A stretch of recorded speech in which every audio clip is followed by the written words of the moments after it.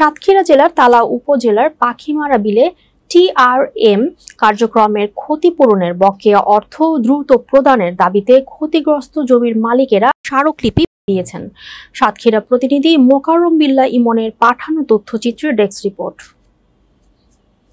দুপুরে সাতক্ষীরা জেলা প্রশাসক মোস্তাক আহমেদের মাধ্যমে পরিবেশ, বন ও জলবায়ু পরিবর্তন মন্ত্রণালয় এবং পানি সম্পদ মন্ত্রণালয়ের উপদেষ্টার বরাবর ও স্মারকলিপি প্রদান করেন। ক্ষতিগ্রস্ত জমির মালিকদের পক্ষ থেকে দেওয়া স্মারকলিপিতে বলা হয়েছে, কপোতাক্ষ অববাহিকার জলাবদ্ধতা নিরসনের লক্ষ্যে 2015 সালের জুলাই থেকে 2021 সালের এপ্রিল পর্যন্ত টানা 6 বছর পাখিমারা বিলে টিআরএম কার্যক্রম চালু ছিল। এ সময় 1566 একর জমিতে জোয়ার ভাটা চলার কারণে কৃষি জমিতে কোনো ফসল উৎপাদন সম্ভব হয়নি।